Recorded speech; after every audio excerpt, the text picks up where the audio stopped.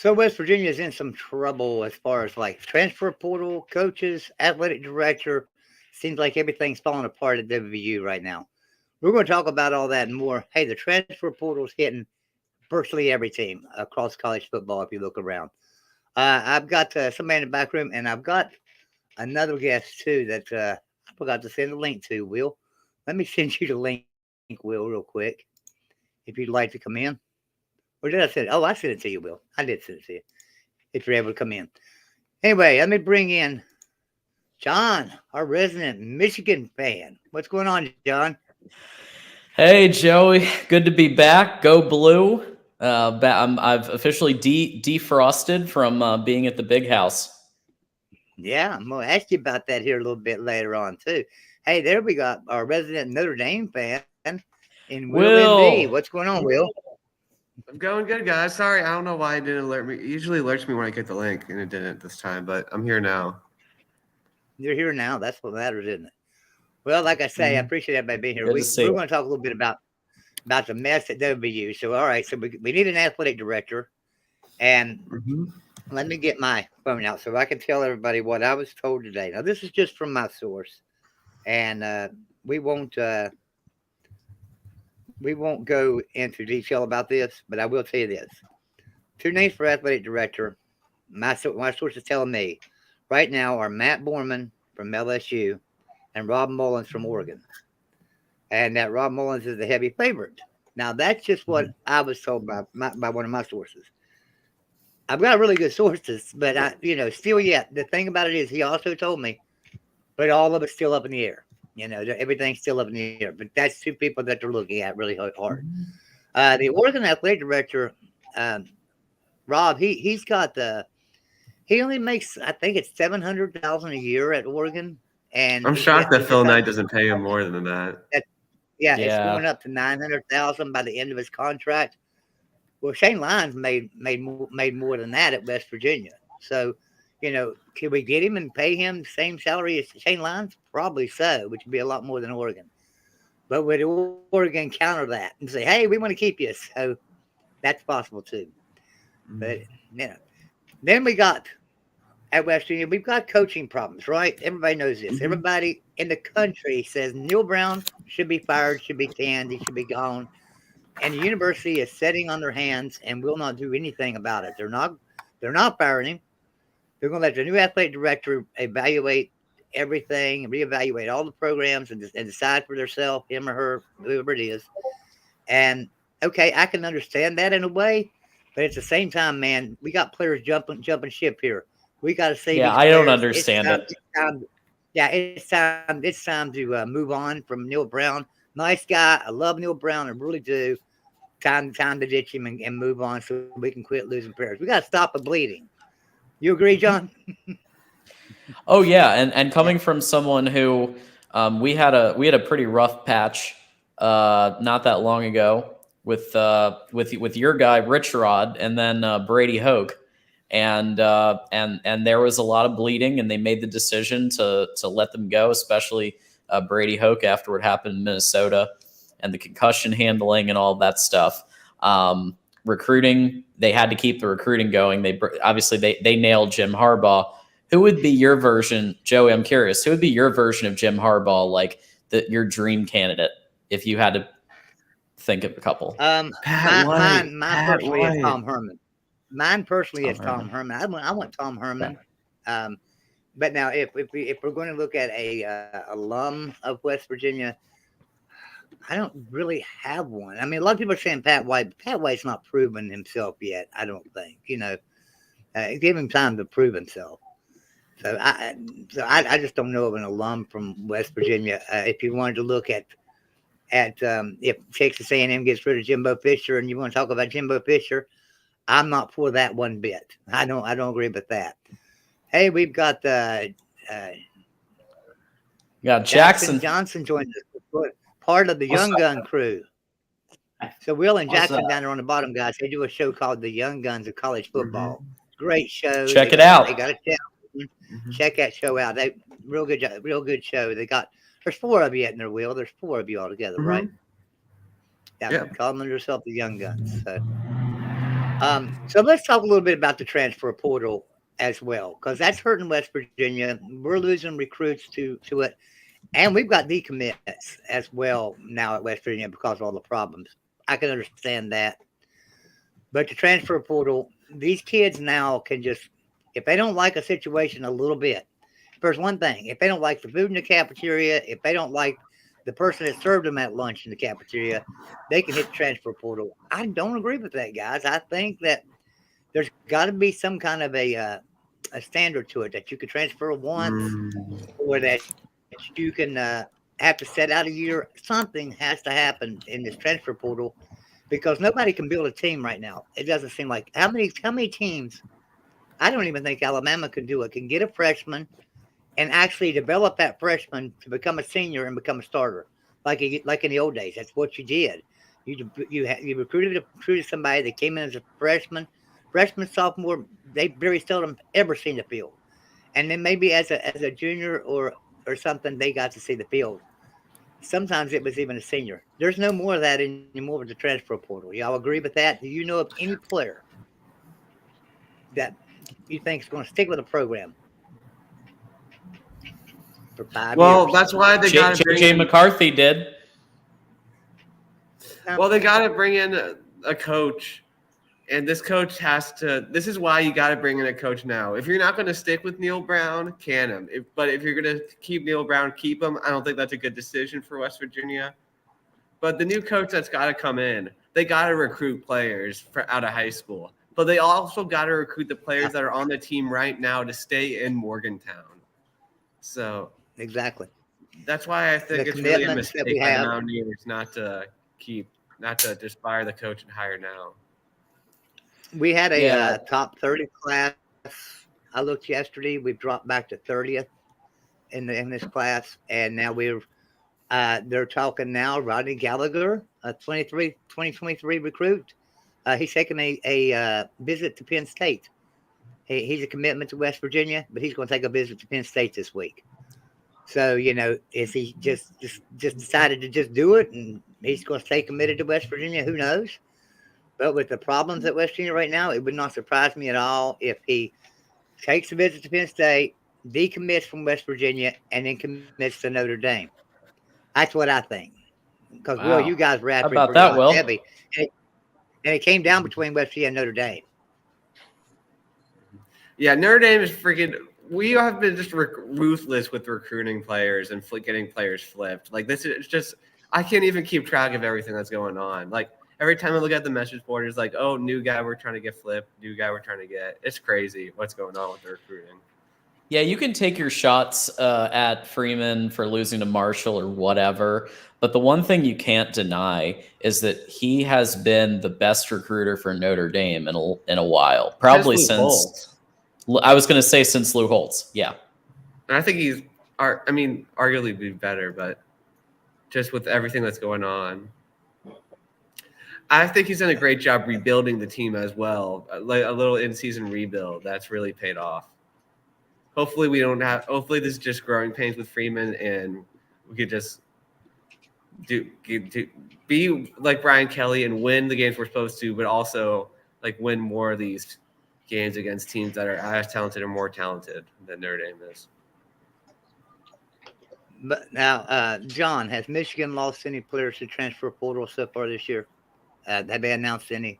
We had one announced the other day. Michigan's doing well, so you're not going to lose players this year. No, 5 minutes before the game. 5 minutes before the game the other day, we had a player tweet out that he's transferring. Yeah. Well, and you also have to look at star. There's a correlation between star ratings and transferring as well. Like if a 5-star player these days, and JJ is not an example of this, obviously, but there are some who are. If a 5-star doesn't play and get meaningful reps that first year, they're probably going elsewhere because now it's NIL. Now there's millions of dollars on the line.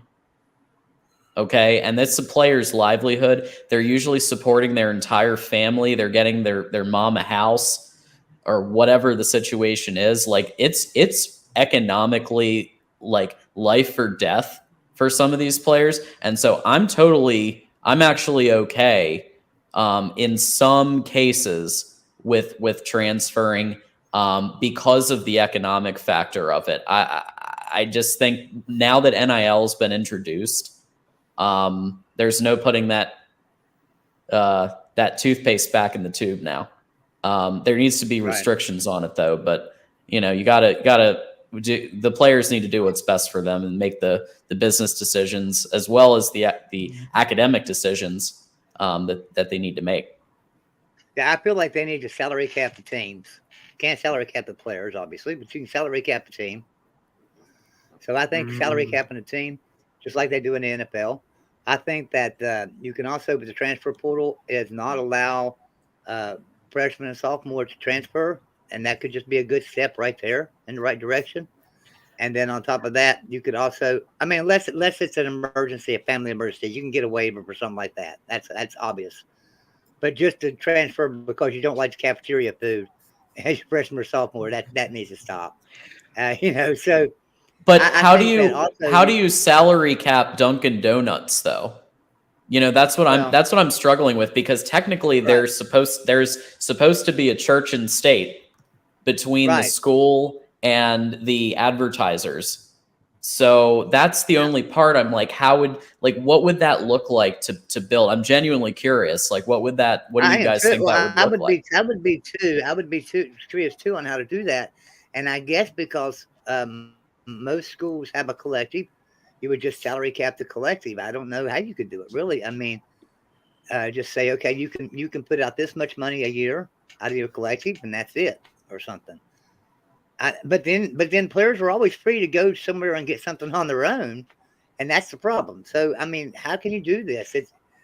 It's a can of worms that somebody's opened, and now we've got to deal with it, and it's hurting everything. It's hurting every program in college football. Bottom line, and I think that's no more evident than when Nick Saban and Jimbo Fisher went at it in the offseason over NIL. So it just shows. John Marzullo, new member. Thanks for joining up with us, John. Appreciate having you here. Now, John, really appreciate it. I think it's also important for you to check out the Patreon as well to make sure they can also get Patreon perks as well. Yeah, because you can join Patreon for as little as $2 a month.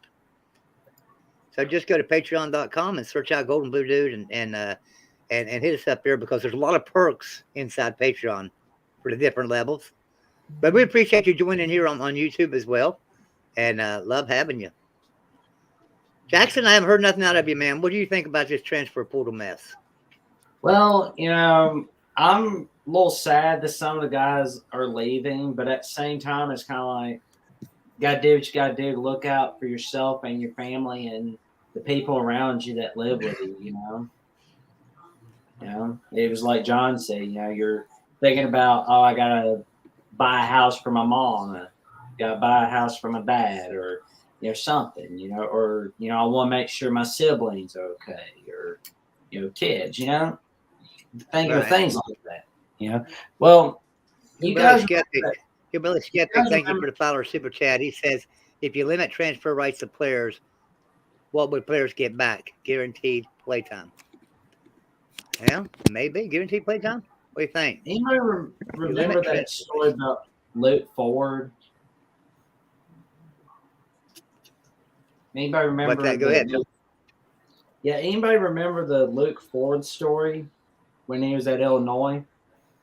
Well, when he was trying to transfer, but NCAA said he couldn't, because he was trying to transfer to live close to his grandfather, who was eventually going to pass away. But NCAA was like, nah, can't do that. It's like, come on, man. But it's like you said, Joey, you shouldn't transfer if you don't like the cafeteria food. Right. I think it's fine if transfers.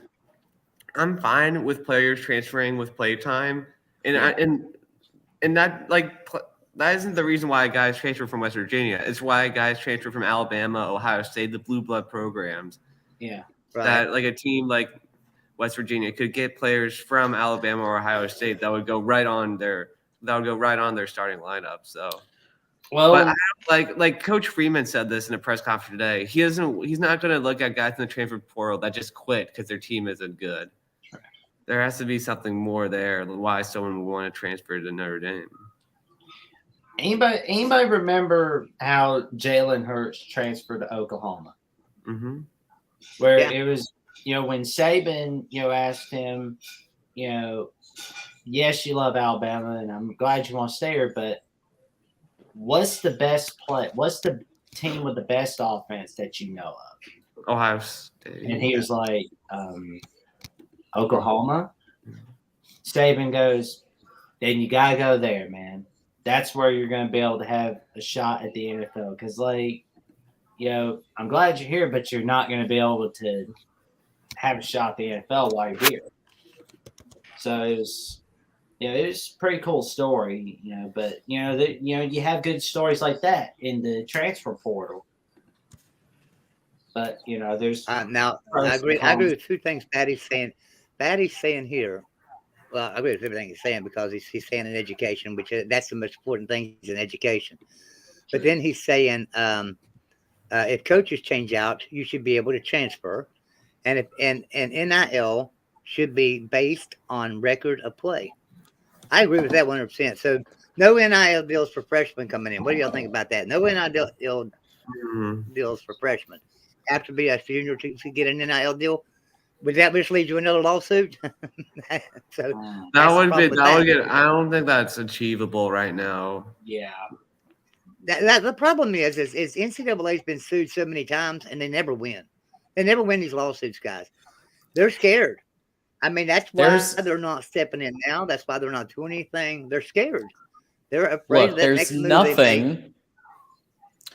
There's nothing stopping Coca-Cola, or actually even better, let's take Oregon and Nike.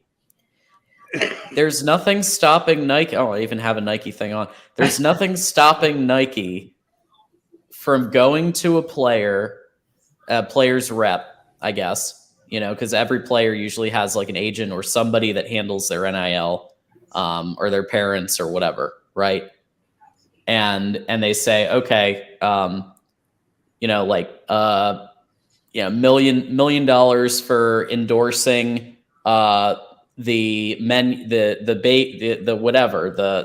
new air, whatever, call it a new shoe or whatever. I mean, there's nothing stopping these companies from doing endorsement deals and from doing and by the way, it might happen to consider Oregon as your school destination. There's just that little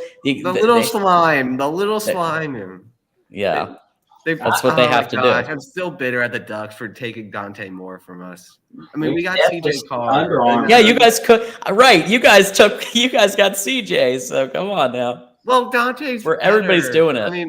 I mean, hopefully CJ gets better, but like Dante Moore, I think he's the best quarterback in the class. I know Tim won't agree with me on that, but yeah, we could D4 with Arch, but I think Dante's film's the best. I wonder if we're going to see Whole Foods do an endorsement deal with college football player one of these days. Maybe. They might. I never bought into Archie Moore. I never bought into that deal. I Manning, Archie, because I think it's just a lot of the name. The Manning name that carried that to a 5-star myself. I mean, is he a good quarterback? Yes, but I don't think he'll be. Is he very good? Yes, he's very good. But I think maybe a 4-star. Right. I don't think so either. I agree with. I don't think he's the best. Dante Moore and Malachi Nelson are both better. I want to jump back because I created a poll earlier, and I want to see how it's doing here. All right, should WVU fire Neil Brown after the Oklahoma State game, win or lose? And everybody's voting in this poll. Everybody that's here has been voting in the poll, so that's good. 76% say yes, and 24% say no. He should be fired, win or lose, first following the Oklahoma State game.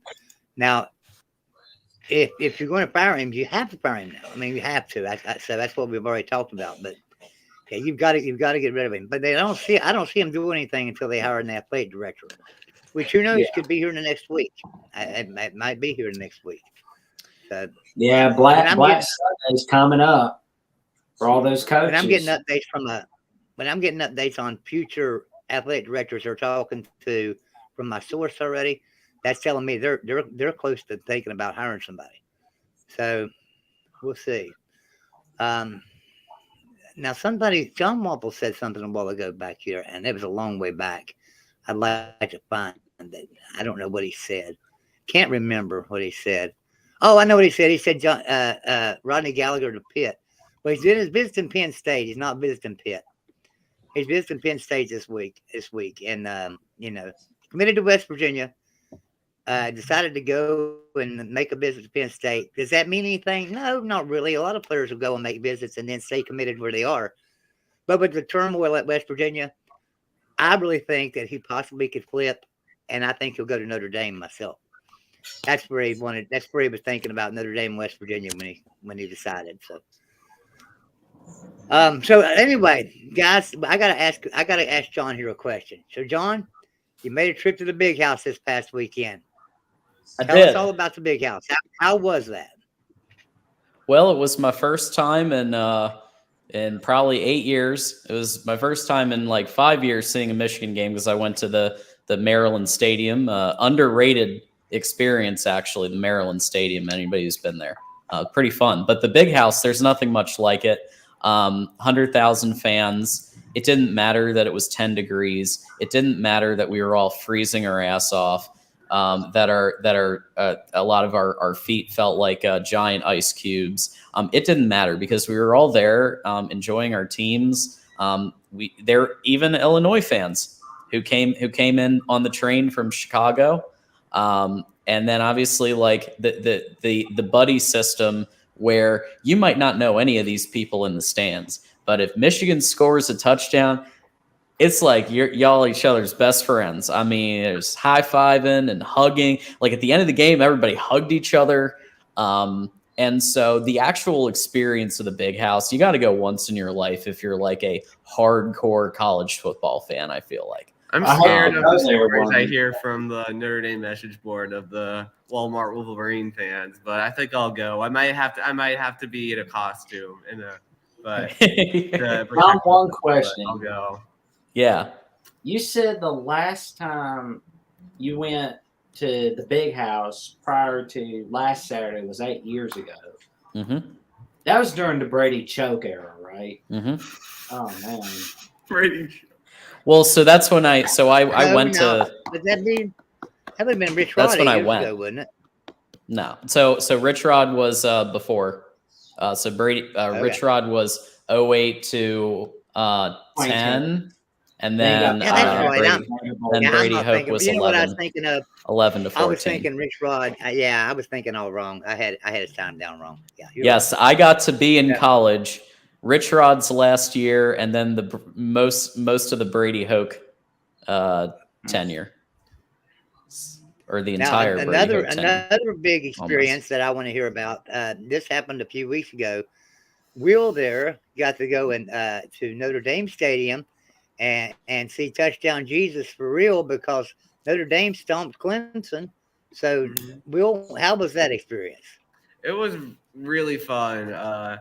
The stadium was electric. People said it might have been like the most electric since the Bush push, or at least since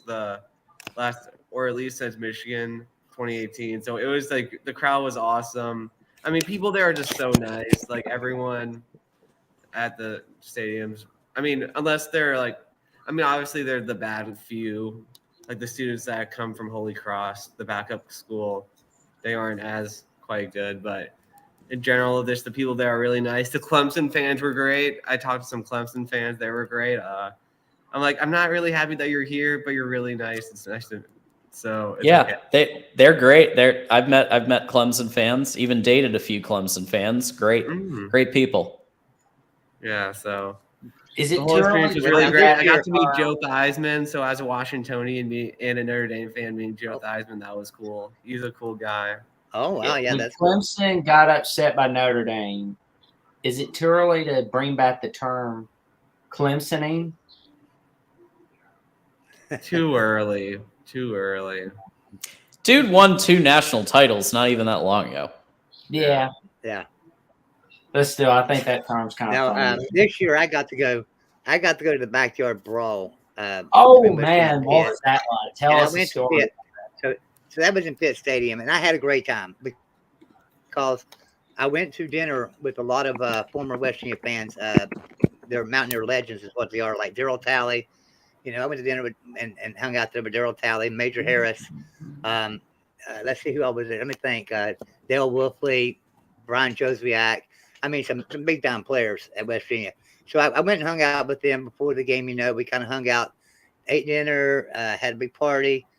Then I got on a bus and rode the bus over to Pitt Stadium and was sitting there talking to a guy beside me the whole time, all the way to Pitt Stadium. And we get off the bus and everything where they drop us off at. And he looks at me and says, "Where's the West Virginia tailgate at?" And I said, "I have no idea, but I'm going to find out here and we'll go over." So while I'm trying to find out, me and him just standing there talking. So I looked at him and I said, "By the way, I don't even know your name. I'm Joey." He said, "Yeah, Joey." He said, "I'm Adrian." I said, "Oh my gosh, you're Adrian Morrell." And he said, "Yeah, I'm Adrian Morrell." I was like, "Man, I didn't even recognize you. I'm sorry about that. Didn't recognize Adrian Morrell. He spent 12 years in the NFL, one of the best running backs in the NFL. He's a great running back. So, that was a great experience there. But anyway, I had a great time at the backyard brawl. I really did. And I had great seats, right there at the 50-yard line, third row back. I was right there at the West Virginia bench. It was great. And everybody around me was Mountaineer fans, except for people right beside of me on my left. Everybody to the right of me was Mountaineer fans. People right beside of me to my left was Pitt fans. In front of them was Pitt, and behind them was Pitt. So I was like the dividing line there. I was right there, right with the Pitt fans and West Virginia fans. I had a great time, and so that is so cool that you got to go to it the was a lot of fun. Now here's the thing about it: I caught COVID while I was at the Pitt game. I got COVID, so I got home. I was okay that day. I got home and started running a little bit of fever the next night. Then by the next day, man, it was full blown fever, and I was sick, and I still yet haven't really recovered completely from COVID. So I haven't got to go to another game, and I've got season tickets. I can go to any game I want to.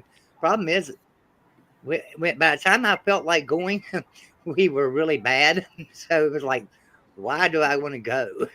So I just weighed the odds, and I haven't gone to another game this year. But I'm hoping for a better season next year and can go to all the games. I'm only 30 minutes from the stadium where I live. Joey, I hope you get to see the backyard brawl again next year, man. Mm-hmm. I will be. I'll be there. How many backyard brawls have you been to prior to this year's? Probably. Let's see. I went through in the 80s. I went to when 70s. I went to one backyard brawl. In the 80s, I went to about 4. In the 90s, I went to probably about 4. In the early 2000s, was this your first one at Pitt? This was my second one at Pitt. Okay. Then so yeah, I guess I've been to probably, I don't know, 8, 9, or 10, somewhere around there. Probably closer to 10. How many in the 2000s? Just a couple. Just this one and one more in the early 2000s. I did not go in the 2007 game. We were favored by 24 points. That was a 13-9 loss to Pitt that we don't like to talk about. When we was going to play for national championship.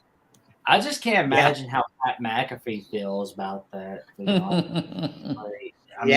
West Virginia fans are letting him know after he done that Texas promo. Y'all see that promo he did for Texas? Mountaineer fans are not too happy about that, and everyone was typing him saying 13-9, 13-9. Yeah, so what do you do? I mean, I like Pat McAfee. I love his show. I watch his Pat show. McAfee's awesome. Yeah, and thanks. He is. But you can't. It don't take much to piss off a West Virginia fan, and so yeah, some of them are a little perturbed right now. Man, I tell you what. I'll do my best not to do that. I won't do it. So while I've got John on here, I've got to ask you, John, because this is rivalry weekend, and we've got to get some picks here. Rivalry weekend. Michigan and Ohio State. And The this is a big game for both teams because this is going to decide who's going to be in the playoffs. Because loser of this game's out of the playoffs. You know that. Just the way it looks. Well, maybe know. not. We don't know yet. We don't know yet. Ohio State. Unless Right. Unless TCU would lose, and stuff. I mean, I just think that Ohio State probably, since they're going to probably be number 2, yeah, they Yeah. could just drop to number 4 after a loss if it's a close loss. But I don't see that happening. I see them dropping out. So, what do you think, John? Yeah. So this game is going to be both teams throwing the kitchen sink, everything they can. Mark doesn't. So I was just on the Mark Rogers. Mark doesn't think that that Ohio State's going to play Jackson Smith and Jigba, who was the wide receiver who was going to win all these awards, and he's probably still going first round in the draft. But I think he's going to play the first. I think they'll put him in for a limited snap count. I also think that we're going to have Schoonmaker back, who's our tight end, who is one of our best receivers. I think we'll have Donovan Edwards back, who's also one of our best receivers. And by the way, our best receivers, most of them are either tight ends or the backup running back. So maybe an indictment on the wide receiver coaching a little bit. But that's where it is. So I think it's going to be a slugfest. I have to hold some of my analysis for the D4 show that our D4 sports video. But what I will say is that and so definitely stay tuned for that and make sure you're sub. But as far as I'm concerned, I think it's going to be a low scoring game. Take the under. I would recommend that because the forecast is saying around 40 degrees, 50% chance of rain, and some wind, and I'm getting like 2015 Ohio State, Michigan State vibes from this game. I'm just thinking it's going to be a very defensive slugfest. That's just the hunch right now. John, one question. What's the status on Blake Corum's knee? Bad. So he was doing the annual turkey giveaway that he does, and he was walking. He had a little bit of a limp. There's no structural damage to the they did x-rays, and he was able to come back in the game very briefly, and actually he made a play, right? He came back in, he looked like, and basically everyone in the stadium who and everybody had a couple to drink, and everybody was a little animated, and it was like, what are you doing, Harbaugh? Take him out of the game. Because A, we need him for Ohio State, and B, we want him to go first round in the draft and make a lot of money in the NFL because he deserves it. But I think that's going to be a big. I think he's going to be back. I think he's going to be 80%, and Donovan Edwards will be back to help carry the load as well.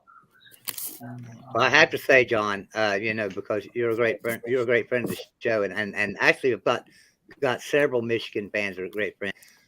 I've got a couple Ohio State friends, but they're not around a lot, so I had to pull for Michigan in this game.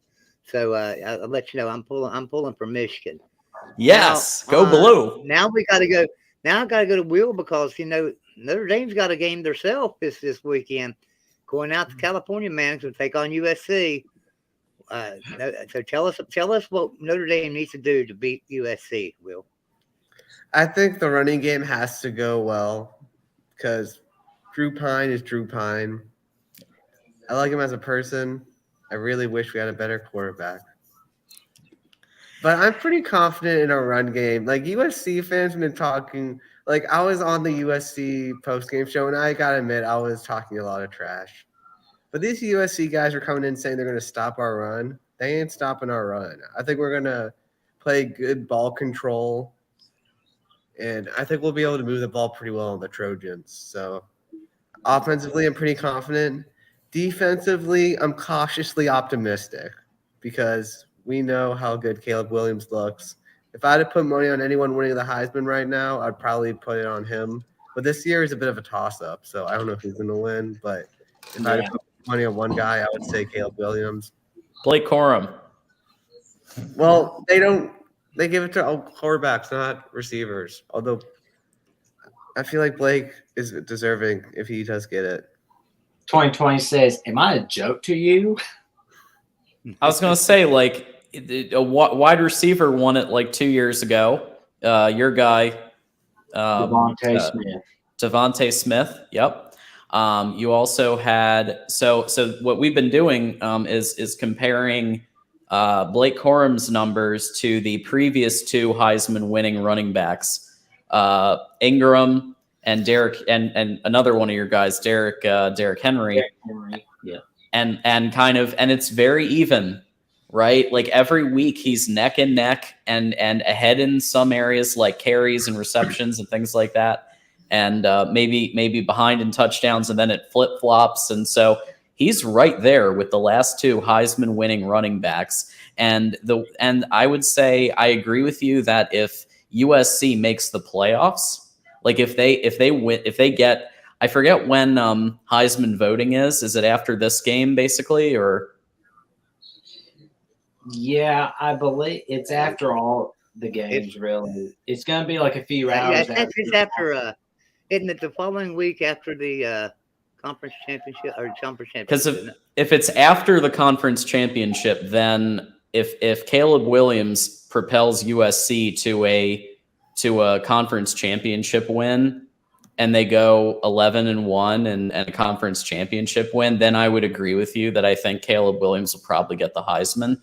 But otherwise, I think it's going to come down to C.J. Stroud and Blake Corum, and I think Blake Corum, if Michigan wins the game and goes 12-0 and then stomps whatever sacrificial lamb the Big Ten West trots out there to get destroyed, then I think Blake Corum has a chance. How much do you penalize Hendon Hooker after what you've seen this year? After what you've seen out of Hendon Hooker this year, how much do you penalize him when it comes to Heisman? I don't want him to get penalized, but at the same time, it's like, unfortunately, he does with that AC. Yeah, he's gonna. Yeah.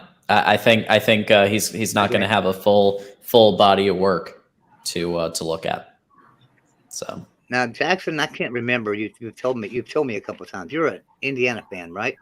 No, I'm Bama man. Bama. Oh, I was thinking he was telling me he was an Indiana fan. Yeah. Jeffrey I is the couldn't Indiana guy, but he also pulls for Bama too. What can I say? He loves those underdogs. Yeah, them underdogs. That's right. Yeah. He was so happy Ben, that you've got a Indiana big came game this back to weekend. beat Sparty. I was You got a happy big that game this Indiana weekend, came back too. to beat Sparty. Man, that was a choke. Is it too early to say that Michigan State screwed up on that 10-year, $95 million extension? I think they made a great decision I think that to Tucker give this will guy get it. $95 million. Of course you I do, think John. I don't know. I think Tucker's a better coach than Franklin. I think Yeah, eventually they'll get it together, but yeah. this year is bad. But I think once he gets his own recruits in, they'll at least be competitive with Michigan in games. I don't think they'll win most of them, but I think they'll get one every 3 years. But yeah. So anybody pay attention to Stoops getting his big extension today at Kentucky? $9 million a year. Good. So Yeah. Can we talk about this market and like, okay, so basically the running rate of a decent like 8-9 win average coach seems to now be about $8 million. If you beat Nick Saban, you get the bump to $10 million, and if you win a title, you get the bump to $12 million. Is that about right? that seems about what it is right now, don't it? And that's crazy. And the thing about it is, if everybody can remember, back in early 2000s, just in the early 2000s, a coach was lucky if he made $2 million, $3 million. That was after all the bonuses. That was after everything. A coach would be lucky to make $2 or $3 million. So Joey, as a West Virginia fan, do you think that you guys can match what they're offering these coaches? Yeah, I mean, sure. I mean, that won't be a problem there. I don't think. We got plenty of money and we got plenty of donors. It's just so Shane Lyons didn't come off the money. He just did not put any money into our football program except for facilities.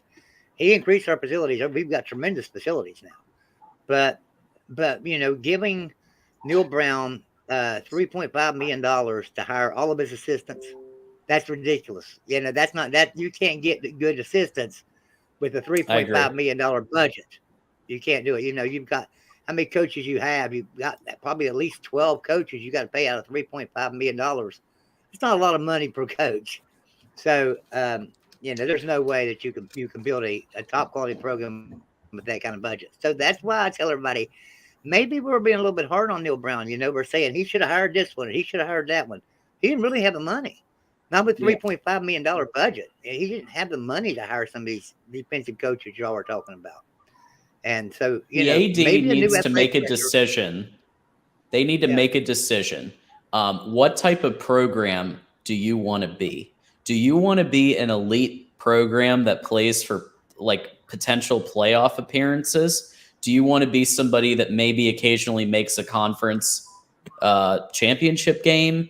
Do you want to there needs to be a decision made on what type of program that this is going to become. And then the resources have to be there accordingly. You are not going to be able to become a playoff contender on the mediocre budget that you just mentioned, Joey. It's just not going to happen. So there needs to be a large conversation with the new AD about just what program do you want to be. Exactly. John Marzullo, thank you for the follower super chat. He says it's more about matching dollars for supporting assistants than the head guy. Yep. It is. You think about what is Michigan's budget? Do you know for assistant coaches? What's Michigan's budget? Do you have any idea? I have no idea. I mean, I know it's in the mill. It's in the heavy. It's definitely a lot. I know that. Yeah. Well, also Jim Harbaugh actually asked to take some from his salary to pay the assistants. So he actually structures his deals to take a little bit less money so that his assistants can have a little bit more money. Right. Yeah. That's the thing about it. So here's how West Virginia looks at things. This is where, and they've looked at this since Rich Rodriguez days. We lost Rich Rodriguez over $50,000. He wanted $50,000 more dollars to be able to pay his assistant coaches a little bit of money, so we quit losing assistant coaches to teams. Because every time he got an assistant coach, another team would offer him a little bit more money and they would leave for it. So he wanted $50,000 more dollars. That's it. Not per coach, just a total of $50,000. West Virginia told him no. That is the program at West Virginia University. It's like they squeeze that money as tight as they can, but yet they want the best program out there. And you can't do that. You've got to spend the money, especially right now, these days. These coaches are making way too much money to give a budget, such a low budget to a head coach. He can't be a CEO of a program if you don't give him the tools that are necessary to run that program. So one question, Joey. If Neil Brown does get fired on Sunday or next Monday, who are the candidates to replace Neil Brown? I don't know because you hear names, you hear Matt Rule, you hear Hugh Freeze, you hear Tom Herman occasionally. I've even heard Charlie Crist. You hear these names. Another coach that I like that I think would understand the culture at West Virginia and do a good job would be Charlie Strong. But do you want a defensive-minded coach? I don't know about that. So there's coaches out there that West Virginia I think would be interested in. I just don't know which ones they would go after, which one they're targeting right now, because there's no athletic director. So it's ultimately going to be up to the new athletic director who he wants, right? You can't. Right. If the administration goes out and hires a coach on their own and then brings an athletic director in and says, you're going to work with that coach, that may not work out too well. So it's got to be up to the new athletic director. Would you consider Dan Mullen a coaching candidate? No, I wouldn't want him. I don't think so. No, I don't believe so. OC? He doesn't recruit, so I don't know if he even has an OC. X's and O's. I think NFL OC for him, but Oh yeah, I wouldn't be a bad job for him. Yeah. Or go work for Saban. Let Bill I'm O'Brien going to go. share the StreamYard link. Saban. I'm going to share the Well, StreamYard link. Scott, I think that's what chat. Scott Frost is going to do. I think Yeah. Scott Frost is going to join the Nick Saban School for Wayward Coaches. Mm-hmm. Lock him in. those of you in the Lock him chat, in a I'm going room, to looking share at a this. computer for $8 an hour, learning. There you go. Play.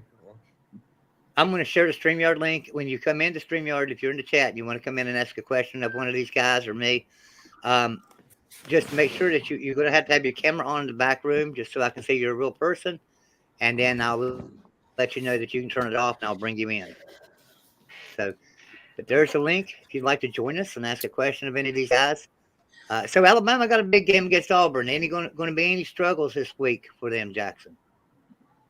I don't think it will be, but it may potentially be the last game of Bryce Young and Will Anderson, which I'm sad to say that it's probably going to be the last game Bryce Young, but I wish him nothing but awesomeness, and I wish nothing but awesomeness for Will Anderson. Well, they can always play again, though, right? They can come back another year if they choose. Am I right? They both have another year? Yeah, but I don't think they're going to. I think they're more than likely going to declare for the 2023 draft. Yeah. Unless somebody down there with some deep pockets gives them some big NIL money to say. But hopefully I'm wrong. I'd like to be wrong about that. Well, like a guy like Bryce Young is going to get a ton of sponsorship deals in the NFL. So we've got John Marzullo wanting to come in here, and John, I'm going to bring you in. What do you say, John Club just doubled. What's up, John? How's it going, buddy? Not too much. Good to see y'all again. Good to see you too. Good to see you. What's on your mind, man? So, just been enthralled recently because of the coaching search topic as it relates to my general neck of the woods with you at West Virginia, and then the A&M saga down south is just fascinated me because I think it shows in a way that no matter how invincible some of these big programs seem to be, particularly down south that tend to throw a ton of money around it and NIL and just funnel into their program in general, that it can still go horribly wrong. So your risk to reward becomes less almost down there. But I just, what are your thoughts on what's going on down at A&M? Because for a fan base that claims to be a blue blood, they're not really performing like that, are they? Well, they're not a blue blood. First off, let's go that way. As Bruce Allen said, the culture at Texas A&M is pretty damn good. So I think it's all culture there. I think the players, they're the ones getting paid the big bucks. Them, like if the guys don't want to win and really only care about themselves, you're not going to have much success, no matter how talented you are. Well, right, and I think there's something to be said, and this is just a comment, I guess. There are in my opinion, there are fan bases in this country that are so enthralled with the culture around the program. I'll take an example because it's relevant to me. Penn State fans. They will show up no matter what the weather, no matter how bad the team is, because it is Penn State football. Whereas I call it the triangle around up here with West Virginia, Pitt, and Penn State. As you saw last week, West Virginia is kind of fed up with not being competitive. They're done. They're not going to show up. They're not going to stand for that crap. I think there's something to be said about a fan base that won't buy into it. They're not willing to buy into garbage. Because if you keep buying into it and keep getting all this money, they're just going to keep doing the same thing. They don't have to change. Yeah. So here's the thing: you're dealing with this situation with A&M in particular, and Miami to an extent too. But A&M, it's been how many years? 4 or 5 years now. 5. There's oil money at stake. Look at all these players on NIL deals and 5-star talent that they've recruited. And this is the product that we have on the field because Fisher just won't give up offensive play calling, and he should. And if he did that and he brought in a Dan Mullen, Tom Herman, somebody who had the X's and O's who could just call a great game, like a Kendall Briles type, right? Then that's I think the type of play caller that they could do. But I agree with Will too. I think it's a culture issue. If they got weed going on, they got sexual relations going on, they got all kinds of things going on, and I think you just gotta start looking at, is this the right coach? How many more years are we going to do this? And maybe in a year you pay the $75 million and get somebody, like, they have the money to do it. No question. I mean, and we're coming off an off season where there was legitimate discussion. Now, whether people believe this really or not, there was legitimate discussion that this recruiting class from A&M was the best recruiting class ever assembled. Oh, it's number 1 in 2022. Yeah, I mean, but they're talking ever. Like, and they're all going to leave. They're all going to leave. And that's what I was about to say was the transfer portal. The portal this year is going to be unbelievable because the amount of high-level talent at the big programs that just aren't getting it done is just going to be remarkable. Yeah, and you also look at a program like Miami.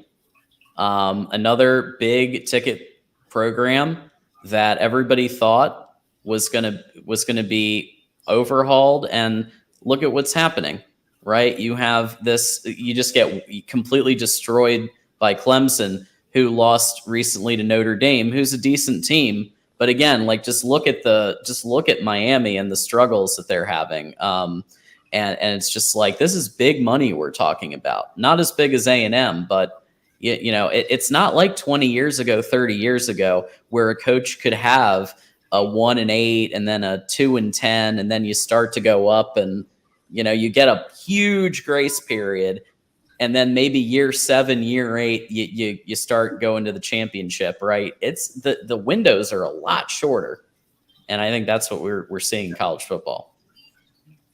Yeah, these contract extensions that some of these coaches get. It's crazy because you don't know what a coach is going to do 2 or 3 years from now. You don't have any idea. And that's what they ran into at West Virginia as well when they extended Neil Brown's contract, and it's guaranteed. So, it costs us $20 million to get out of it, which maybe not a lot of money compared to Jimbo Fisher or Nick Saban. You can understand Nick Saban getting all the money that he wants and extended as long as he can, but he's really proven. Jimbo Fisher, he might have won a national championship, but he wasn't that proven really as a head coach, I don't think. And he hasn't done nothing at Texas A&M since he's been there. So I just don't understand some of these extensions.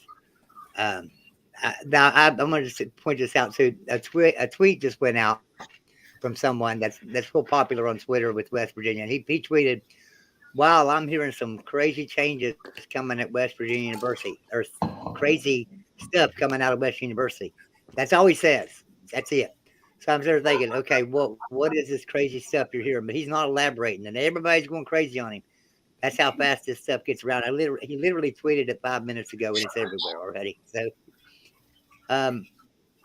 I'm waiting to see. So Golden Voodoo's in there with us now. So everyone, Golden Voodoo's, like I had said at the beginning of the show, not feeling well, under the weather. Wish him well. Hope he can get back with us in here tomorrow.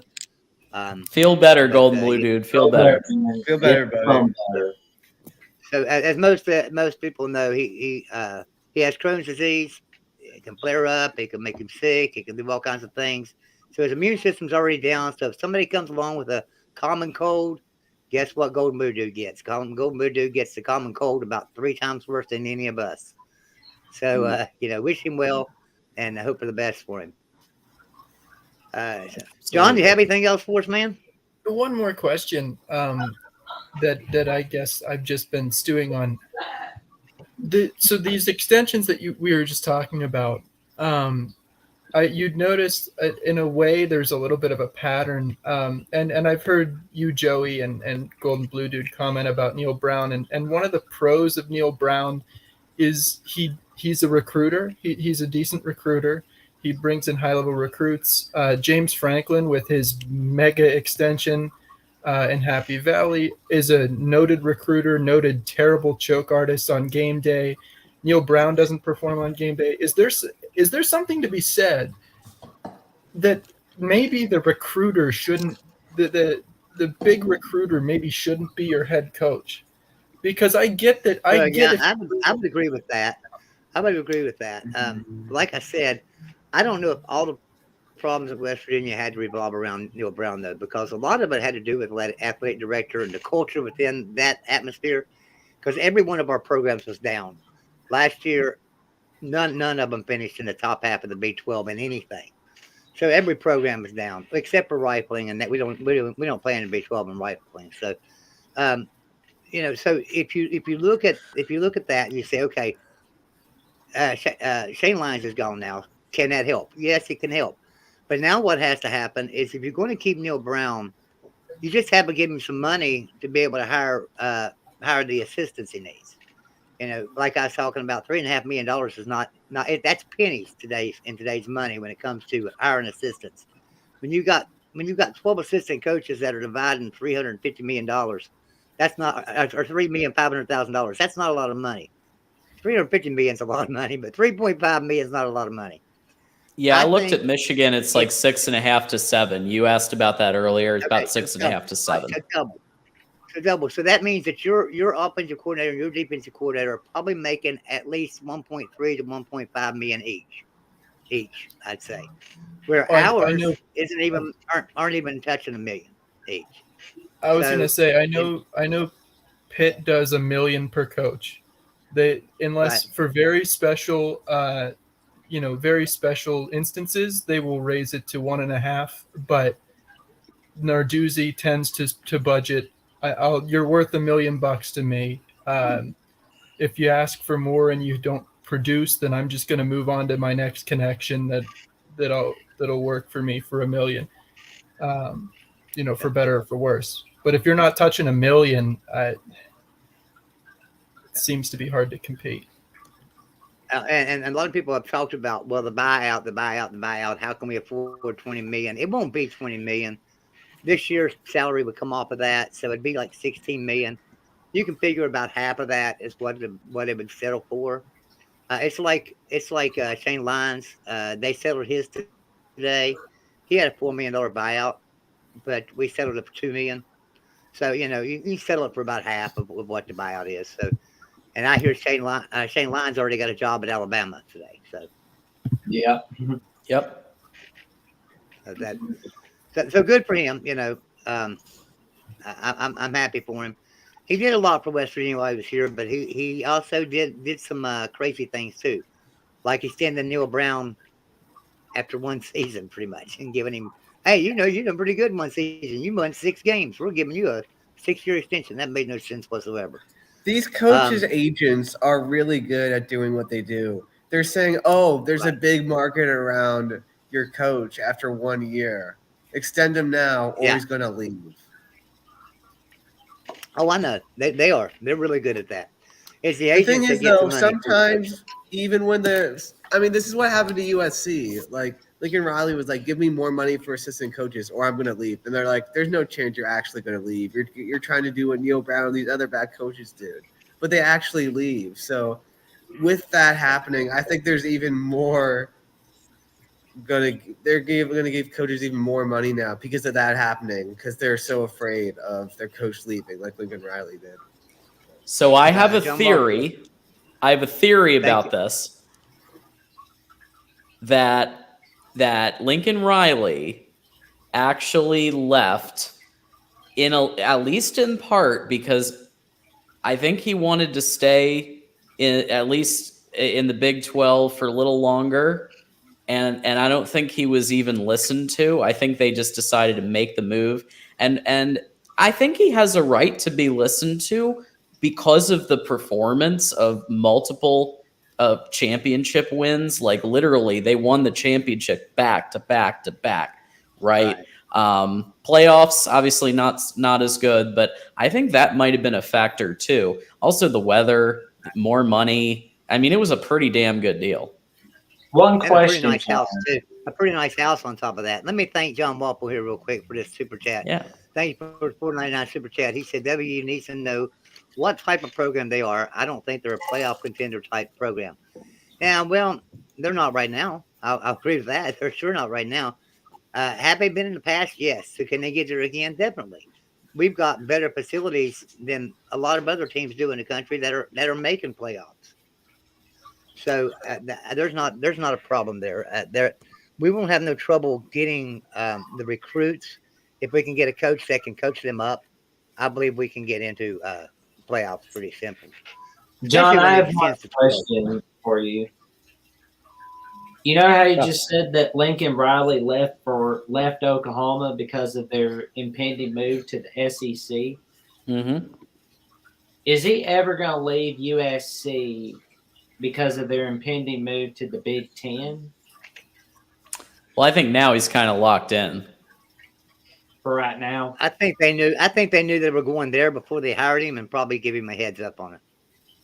Yeah, whereas on the other one, I think he did, like, basically his choices were like if he was at Oklahoma and he got his way and he was able to just dominate the Big 12 year after year, I think he would have kept doing that. But then when they kind of took that option away, and so then he was presented with this great opportunity at USC and the knowledge that in a couple of years they're going to probably move to the Big Ten, and he signed off on that. So I think it was just the fact that you had those divergent situations. Yeah, that last press conference he had at Oklahoma where they were asking him, "Hey, you leaving Oklahoma?" "Oh no, I'm not going to LSU or Florida." I'm not going to LSU. Yeah, that was clever missed, because everybody thought he was going to LSU, or that was like the big rumor, right? He didn't say yes to staying in Oklahoma, but he didn't say no. Right. So, he just said, "I'm not going to LSU." You know, he shut that rumor down, and at the same time, everybody took it as, "Oh, he's not going anywhere. He's staying in Oklahoma." You know. So here's what you need to do, everyone watching this stream, with your favorite teams, your head coaches, watch the press conferences and watch what they say, because a lot of coaches are going to say the right thing, but push comes shove, it's, "I'm out of here, man." Let's look at Rich Rod. Back in 2006, Alabama wanted him. Alabama wanted him bad. You know, when he hired Nick Saban, they was after Rich Rod, and Rich Rod did a press conference at West Virginia and said, "I'm here. I'm staying at West Virginia. This is my dream job. This is where I want to coach, and I'm not going anywhere. I'm not taking the job at Alabama." What did he do the next year? Boom, off to Michigan. So, you know, it's just his dream job all of a sudden wasn't a dream job anymore. Yeah. And I will say this, though, like, there are only a few jobs that certain guys can upgrade from unless it's a personal upgrade. You know, like Bill O'Brien leaving to go to Houston because of medical care for his daughter. That was a move that needed to be done. But like Lincoln Riley at USC, why would he leave? Like, how many jobs in the country are there that are going to give him anything better than what he already has? Like, unless it's old age or he's getting to the end and just wants to have some fun with it, you know, like I guess in basketball, some guys move to small programs and just say, "Hey, I don't enjoy the cutthroatness of the high level anymore, and I just want to still coach," you know. One reason, John is your name? Yes. Money is the reason. Everybody says, because there's a lot of bees and honey in California, especially at USC. That is a top-notch job in all of college football. Right. Well, and I guess I'm saying, why would he ever leave USC? He's got all the money in the world now. Like, how many jobs are better than USC? There'd be a few in the NFL that I suspect. especially with the Cowboys, depending on how they feel about Mike McCarthy. They may feel good about him now, but how are they going to feel about him next year? There's a reason why they nicknamed the NFL the Not for Long League. I like that. Well, yeah, I would say that if the one opportunity or type of opportunity that I could see him leaving USC for eventually, and it's going to be a couple of years, but if they start getting stepped on by Ohio State, Michigan regularly, even Penn State, even Purdue, Illinois, even at times have a pretty good offense, pretty good defense, respectively.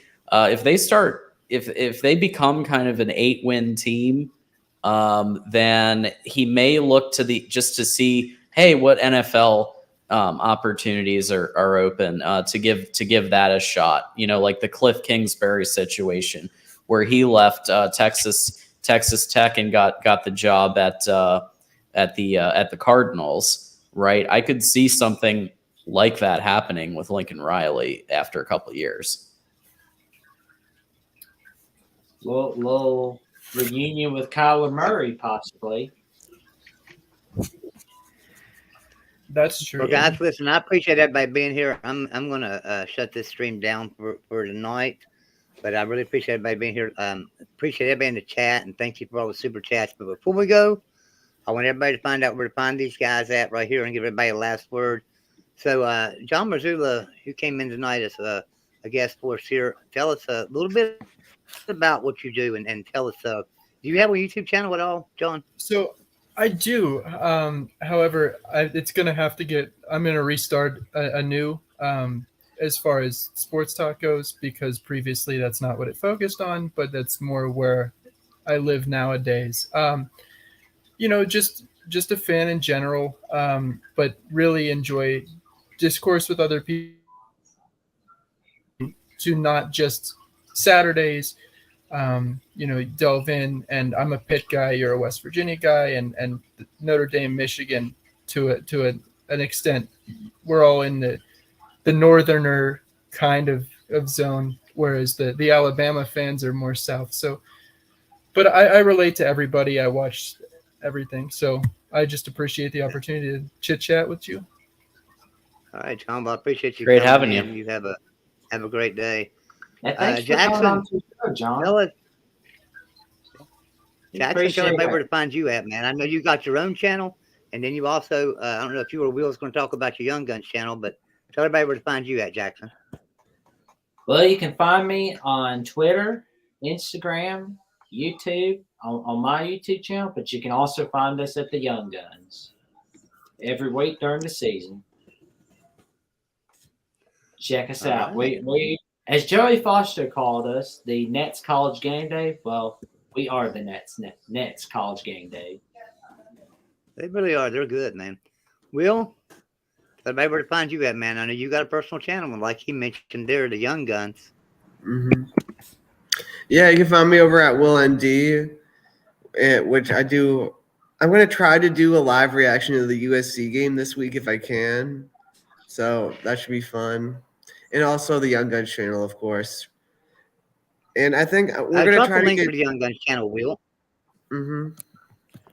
I'll drop it again.